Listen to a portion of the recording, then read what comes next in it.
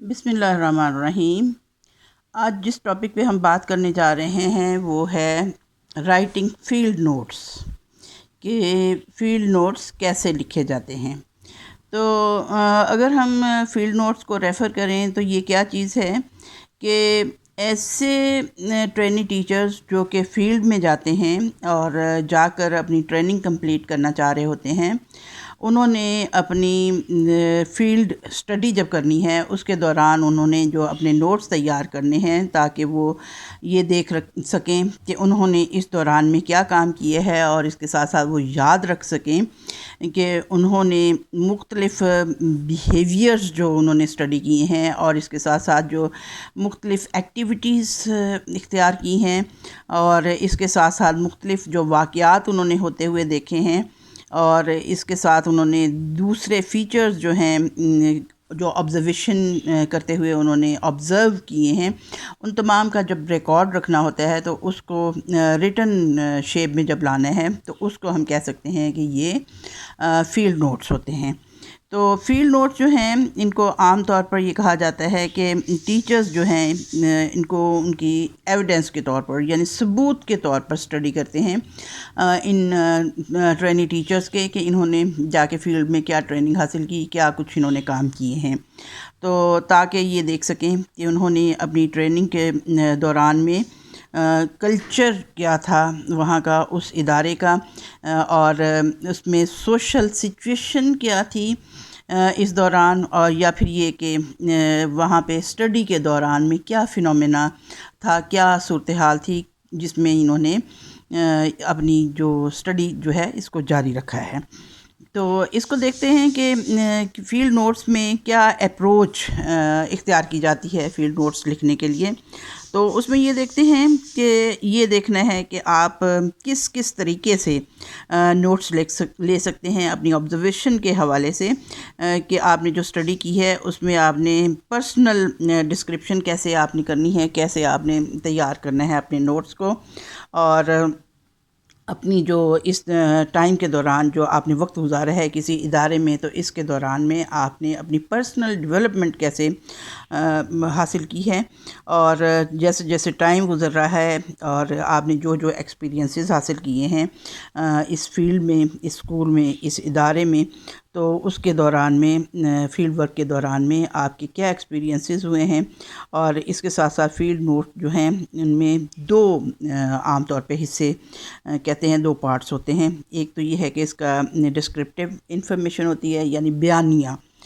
معلومات ہوتی ہیں، اور دوسرا یہ ہے کہ ریفلیکٹیو انفارمیشن، یعنی تاثراتی آپ کہہ سکتے ہیں کہ معلومات ہوتی ہیں۔ ڈسکرپٹیو یا آپ کہہ سکتے ہیں کہ بیانیہ جو معلومات ہیں وہ کیا ہے کہ اس میں آپ یہ کوشش کرتے ہیں کہ آپ ایسا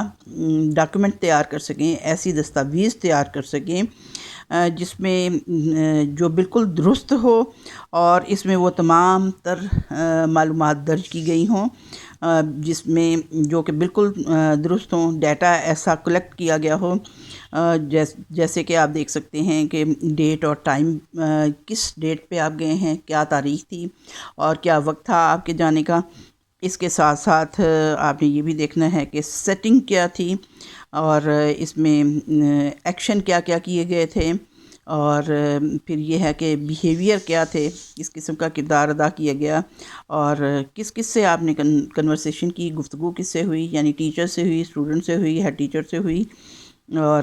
پھر یہ ہے کہ آپ نے کیا کیا چیز آبزرو کی، یعنی کہ اگر آپ نے کلاس روم آبزرویشن کی ہے، یا کہ پریکٹیکل لیب میں گئے ہیں، آپ کمپیوٹر لیب میں گئے ہیں، سائنس لیب میں گئے ہیں، لائبریری کو آبزرو کیا ہے، یعنی وہ تمام آپ نے ایکوریٹ قسم کا ڈیٹا لکھنا ہوتا ہے۔ اس کے ساتھ ریفلیکٹیو انفارمیشن جو ہے، تاثراتی آپ نے جو بیانیہ دینا ہے، اس میں کیا ہے کہ آپ نے ریکارڈ کرنا ہے کہ کیا آپ کی سوچیں کیا تھیں، آپ نے کیا فیل کیا، آپ کے آئیڈیاز کیا تھے، اور اس کے ساتھ ساتھ یہ کہ کویسچنز آپ کے ذہن میں کیا کیا آئے ہیں، اور کیا کیا اپنی آبزرویشن کے حوالے سے آپ کے ذہن میں کیا تاثر تھا، کنسرنز کیا تھے، اور اس میں اگر ہم کہیں کہ کیریکٹرسٹکس کیا تھے، خصوصیات کیا تھیں آپ کے فیلڈ نوٹس کی، تو اس کے حوالے سے ہم کہہ سکتے ہیں سب سے پہلے یہ ہے کہ بی ایکوریٹ، کہ بالکل آپ کو درست ہونا چاہیے، سوچ آپ کی بالکل درست ہونی چاہیے، کہ آپ کو دیکھنا چاہیے کہ آپ کا جو ایسا آپ کے پاس چانس ہونا چاہیے، آپ کو یہ چانس اویل کرنا چاہیے کہ آپ کوئی چیز جو ہے اس کو بالکل درست لمحے میں آپ اس کو آبزرو کر سکیں، جیسے کہ جس ٹائم میں جو واقعہ ہو رہا ہے آپ اس کو اسی ٹائم میں آبزرو کر سکیں۔ جیسے کہ آپ اپنی آبزرویشن جب کر رہے ہیں تو اسپیشلی پریکٹس جب ہو رہی ہے، آپ اس ٹائم پہ کوئی بھی کام جو ہو رہا ہے تو آپ ٹھیک ٹائم پہ اس کو آبزرو کریں، تاکہ آپ اپنی نوٹس جو ہیں ان کو بالکل درست طریقے سے لے سکیں۔ اور آپ یہ دیکھیں کہ آپ نے دیکھنا ہے کہ جیسے کوئی کام ہو رہا ہے اسی کے حوالے سے آپ نے دیکھنا ہے کہ کتنے لوگ اس کام میں انوالو ہیں۔ جیسے مثال کے طور پہ اگر کوئی پریکٹیکل ہو رہا ہے تو آپ نے دیکھنا ہے کہ کتنے ٹیچرز وہاں پہ موجود ہیں پریکٹیکل کروانے میں،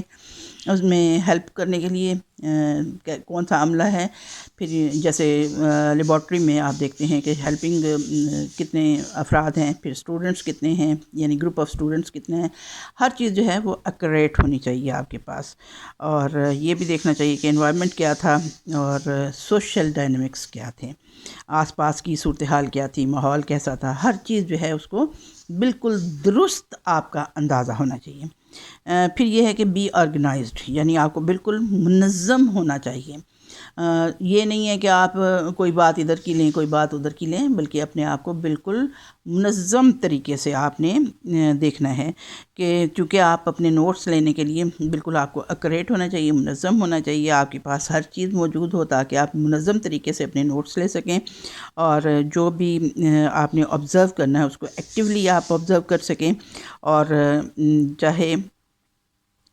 کوئی بھی صورتحال پیش ہو اس میں آپ کو کوئی کسی قسم کی مشکل پیش نہ آئے۔ یہ نہ ہو کہ آپ کے پاس کاپی تو موجود ہے، رجسٹر تو موجود ہے، لیکن آپ کے پاس پین یا پینسل ہی موجود نہیں ہے، تاکہ آپ فوری طور پر اپنا کوئی بھی جو ایکشن آپ نوٹ کرنا چاہ رہے ہیں، کوئی کام ہوتا ہوا، کوئی واقعہ ہوتا ہوا آپ نوٹ کرنا چاہ رہے ہیں، تو فوری طور پہ آپ کے پاس، وہ کہتے ہوتے ہیں کہ کوئی بھی سپاہی جو ہے جب فیلڈ میں اترتا ہے تو ہتھیار کے بغیر نہیں لڑ سکتا، تو اسی طرح سے ہم کہتے ہیں کہ کوئی بھی استاد جو ہے وہ اپنی قلم اور کاغذ کے بغیر کبھی بھی فیلڈ میں نہیں اترتا، تو آپ کو بھی اپنے آپ کو پراپر طریقے سے، منظم طریقے سے فیلڈ میں اترنا چاہیے، تاکہ آپ فیلڈ نوٹس جو ہیں وہ صحیح طریقے سے لے سکیں۔ اور اسی لیے کہتے ہیں کہ آپ کو بالکل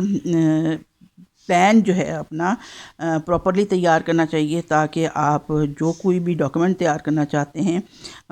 اس کے لیے آپ تیار ہوں اور اپنی اسٹڈی جو ہے اس کو مکمل کر سکیں۔ پھر یہ ہے کہ بی ڈسکرپٹیو، یعنی آپ بیان کرنے کے لیے پراپر وے میں تیار ہوں، اور آپ کے الفاظ جو ہیں اپنے ڈاکیومنٹ میں لکھنے کے لیے آپ کو الفاظ بالکل تیار ہوں اور اچھے طریقے سے آپ لکھ سکیں، اور جو کچھ آپ بیان کرنا چاہتے ہیں اس کو اچھے الفاظ میں بیان کر سکیں۔ پھر یہ ہے focus on the research problem, یعنی آپ کا جو ریسرچ پرابلم ہے، جو آپ ریسرچ کرنے جا رہے ہیں، جو آپ کا سوال ہے، جس کے حوالے سے آپ نے جو بات آپ نے کرنی ہے وہ آپ کو پتہ ہونا چاہیے، اور اس کے حوالے سے ہی آپ نے اپنے تمام سوالوں کے جواب تلاش کرنے ہیں۔ اور اس میں دیکھنا چاہیے کہ چونکہ ڈاکیومنٹس جو ہیں ہر وقت آپ آبزرو نہیں کر سکتے، اس لیے آپ کو دیکھنا چاہیے کہ آپ ایسے تمام ڈیٹیلز جو ہیں ان کو آپ کلیکٹ کرتے جائیں، اور ان کے ساتھ ساتھ ان کے ریلیٹڈ ریسرچ پرابلم کے حوالے سے آپ کے پاس تمام ڈیٹیلز موجود ہونی چاہیے، اور یہ بھی دیکھنا چاہیے کہ اپنی ریسرچ کے حوالے سے جو بھی آپ نے جو سوالات آپ کے ذہن میں آپ ان کے جوابات ساتھ کے ساتھ ڈھونڈتے چلے جائیں، اور ان کے حوالے سے آپ ڈاکومنٹیشن کرتے جائیں اور اپنے سوالوں کے جواب تلاش کرتے جائیں۔ اور اس کے ساتھ ساتھ آپ اپنے نوٹس جو ہیں ان کو ارریلیونٹ جو چیزیں ہیں ان سے بھرنے کی بجائے ریلیونٹ دستاویزات اکٹھی کریں اور ریلیونٹ سوالوں کے جواب دیکھتے رہیں۔ پھر یہ ہے کہ ریکارڈ ایسی انسائٹس اور تھاٹس کو بھی کریں کہ جو اندرونی معاملات ہوتے ہیں، جو سوالات ہوتے ہیں، جو ذہن میں خیالات آ رہے ہوتے ہیں، ان کو بھی ساتھ کے ساتھ احساسات جو ہوتے ہیں ان کو بھی نوٹ کرتے جائیں۔ یہ نہیں کہ آپ سوچیں کہ یہ سوچ میرے ذہن میں آئی ہے تو اس کو میں بعد میں نوٹ کر لوں گی، کیونکہ بعد میں نوٹ کرنا مشکل ہوتا ہے۔ تو اس لیے ساتھ کے ساتھ جو بھی سوال آپ کے ذہن میں ابھر رہا ہوتا ہے، یا جو بھی خیال آپ کے ذہن میں آ رہا ہوتا ہے، اس کو بھی ساتھ کے ساتھ نوٹس لیتے جائیں۔ اور یہ بھی دیکھنا چاہیے کہ کوئی بھی جو اندر آپ کے ذہن میں کوئی ایسا میننگ ابھر رہا ہو، کوئی ایسا خیال آ رہا ہو، اس کو نوٹ کرتے جائیں جو آپ آبزرو کرتے ہوئے، تاکہ کوئی آئیڈیاز جو ہیں وہ ان اٹینڈڈ نہ رہ جائیں۔ پھر یہ ہے کہ رولز کیا ہیں، فیلڈ نوٹس لینے کے رولز کیا ہیں۔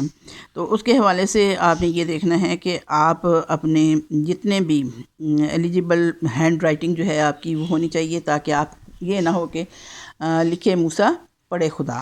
تو ایسی نیٹ اینڈ کلین آپ کی رائٹنگ ہونی چاہیے تاکہ پڑھنے میں آسان ہو اور آسانی سے سمجھ آ سکے۔ پھر یہ بھی ہے کہ سمپل اور اسپیسیفک ہونی چاہیے، لمبی لمبی کہانیاں گھڑنے کی بجائے مختصر اور پر اثر بامعنی انداز میں درج کرنا چاہیے۔ پھر یہ ہے کہ جتنی سپیس اویلیبل ہے آپ کے پاس، جتنا کاغذ ہے اس کو بھی مد نظر رکھیں اور اس کے مطابق آپ لکھتے چلے جائیں۔ پھر یہ ہے کہ گرامر اور سپیلنگ کی غلطیاں جو ہیں ان کو بھی مد نظر رکھیں اور ان مسٹیکس کو مد نظر رکھتے ہوئے تحریر کریں۔ پھر یہ ہے کہ ایک ہی بات کو بار بار مت لکھیں، ریپیٹیشنز نہ کریں۔ پھر یہ ہے کہ جو گائیڈ لائنز دی گئی ہوتی ہیں آپ کو، ان کے حوالے سے آپ لکھیں، گائیڈ لائنز سے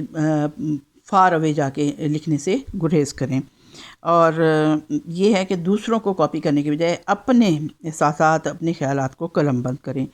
اور پھر یہ بھی ہے کہ آبزرویشن جو ہے اس کی چیک لسٹ تیار کر لیں پہلے سے، تاکہ اسی کے مطابق آپ اپنی آبزرویشن جو ہے اس کو کر سکیں۔ اور یہ بھی دیکھیں کہ جو چیز آپ کو زیادہ اہم محسوس ہوتی ہے اس کو نوٹ کریں، اور جو ایسی جو آبزرویشن ہے جو ایسی چیک لسٹ میں اپنی میں شامل نہ کریں جو امپورٹنٹ نہ ہو۔ اور پھر یہ بھی ہے کہ اپنے جو آپ نے چیک لسٹ بنائی ہے یا چیک لسٹ بورڈ بنایا ہے اس کو اپ ڈیٹ بھی کرتے جانا چاہیے، اس کو بہتر بھی بنانے کی کوشش کرنی چاہیے ڈیلی بیسس پہ، کہ جس طرح سے آپ کے روزانہ کے ہو رہے ہوتے ہیں ایکسپیرینسز، اس کے حوالے سے آپ کو چیک کرتے رہنا چاہیے۔ اور پھر یہ بھی ہے کہ اس کو بھی اپنے نوٹس جو ہیں ان کو ریفلیکٹیو بھی بناتے جانا چاہیے۔ آج کا لیکچر ہم یہاں پہ ختم کرتے ہیں، انشاءاللہ اس کو ہم نیکسٹ کنٹینیو کریں گے۔ اوکے دین، تھینک یو، اللہ حافظ۔